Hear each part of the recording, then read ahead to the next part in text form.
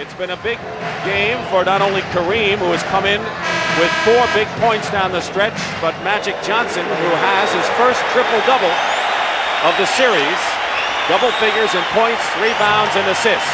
How do you look at the rest of this right now, Thomas? Well, they're going to go to their go-to guys. Magic Johnson is going to try and find Kareem Abdul-Jabbar on the low post. And if the Celtics start double-teaming, he will find an open man. Somebody's going to have to either get a layup off a cut for the Lakers or hit an outside shot. Byron Scott being harassed by Dennis Johnson. They get it across the line. 11 on the shot clock. Lakers by 1. Half-court game. Into Kareem. Wants it. Kareem got it.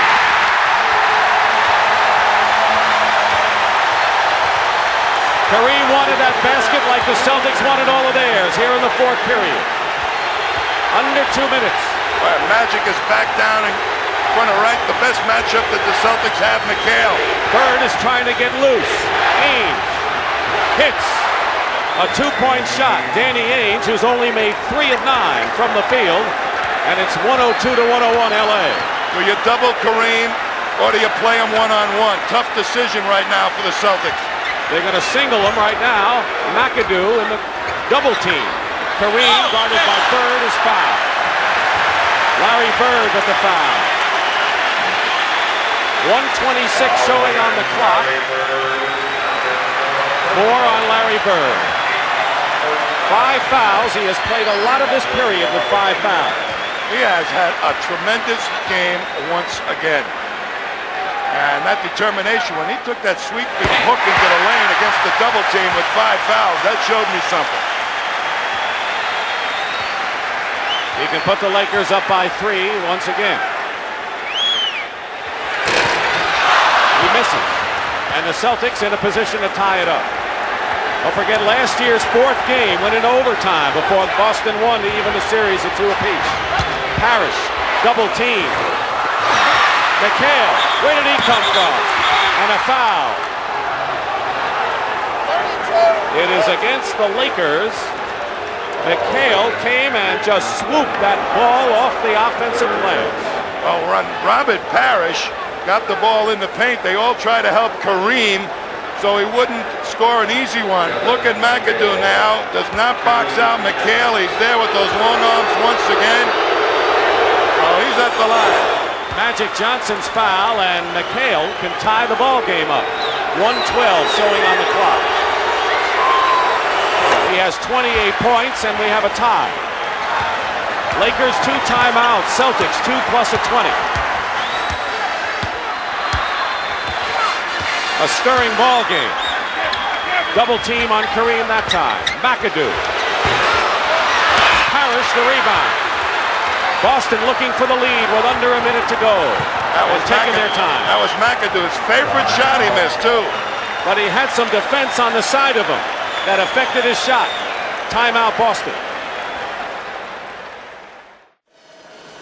The lights of Los Angeles. And the Forum in Inglewood, where it's all happened in here tonight. The Celtics desperately trying to win that 4th game. Don't want to trail 3-1, and the Lakers knowing that a win here puts 1 nail in the Celtics' coffin. Tommy, what can we look for now? Well, I think the Celtics will still try and develop that inside play of Kevin McHale. That's the best matchup they have to go with. Or Larry Bird might have in that huddle said, "Give me the ball, guys. I'll carry it from here." Up the other end, the Lakers have been going to Kareem in the low post, and he has either been taking the shot himself or setting up some pretty good shots for the other Lakers. McHale has 28, Bird 26, Dennis Johnson 25 for the Celtics, Kareem 21 for the Lakers. The Celtics will have 18 seconds to attempt a shot. Kupchak has reported in to play McHale. They're putting a bigger body on him than McAdoo. First time Kupchak and Kareem have been in the lineup at the same time. 12 on the shot clock. Big possession. They all are now. 6 seconds. McHale double. Dennis Johnson. Parrish 2 seconds. Danny Ainge fires and hits at the 24-second buzzer. And now the Lakers will call a timeout And Danny Ainge has hit the most important basket of his brief professional life. But it's not over. Timeout. The Celtics lead. Danny Ainge 2 for 8 until he hit his last 2 shots. The Lakers have 1 timeout remaining. 33 seconds to go in the 4th period. And the Celtics should get a possession again. So if you're Pat Riley, what do you have in store? Well, there's no secret to what the Lakers are going to try and do. They're going to get it to Kareem if possible. And they rely on him to read the defense perfectly. Either take the shot himself if he feels he can make it, or find an open man. Normally there's a cutter coming through somehow from the weak side that he can pass to, or he might be looking for Scott on the outside to take a jump shot, one of their better outside shooters, of course. So lots of things the Lakers can make happen here in this last 33 seconds. Kareem has scored 7 points here in this last period. Magic Johnson, oddly enough, has not scored in the last period. And there is Danny Ainge. That's 4 for 10 is deceiving. He's hit 2 big ones, including that last shot at the 24-second buzzer. Lakers inbound.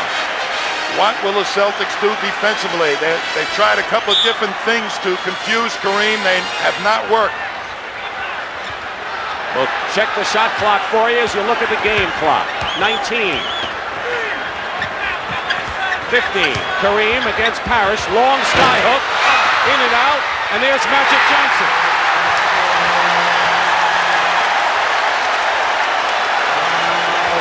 His first points of the 4th period, and he couldn't get them at a better time for the Lakers, who has fought back and tied it again at 105. Well, they all go to Kareem, and Parrish challenges the shot, but Magic right in there as he's carved out some room for himself against Danny Ainge for the rebound. Tough block out for Danny Ainge, and Magic wanted it as much as Kareem or anybody else.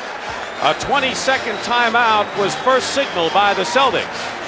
And I think John Vanek is checking to see whether that indeed is the case, and it is. The Celtics should have 1 more timeout remaining. There's Jake O'Donnell, the alternate official.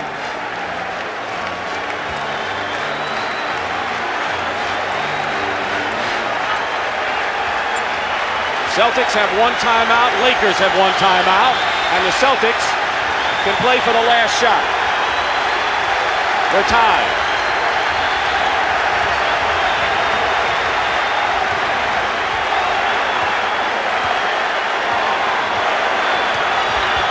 Bird, double. Dennis Johnson, 2 seconds. It's good, the game is over.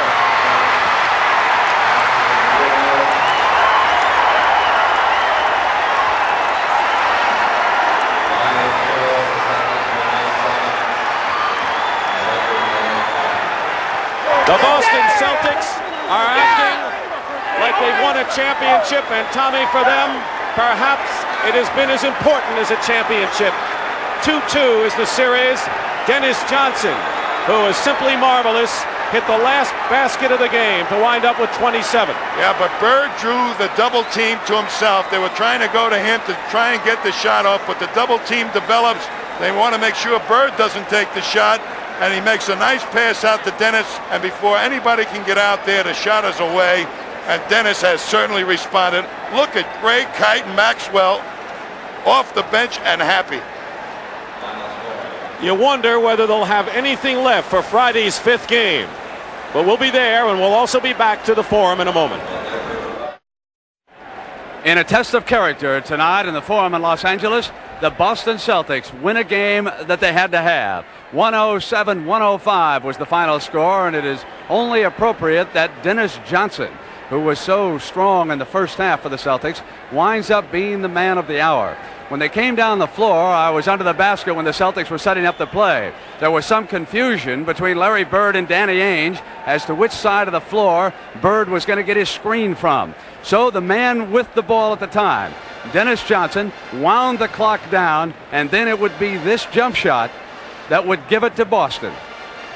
107-105, and now the Celtics and the Lakers are even in this series at 2 victories apiece, and so it becomes a best 2 out of 3 series, with the first game scheduled for Los Angeles. And now I rather imagine the Celtics will not be complaining too much about going back for games 6 and 7.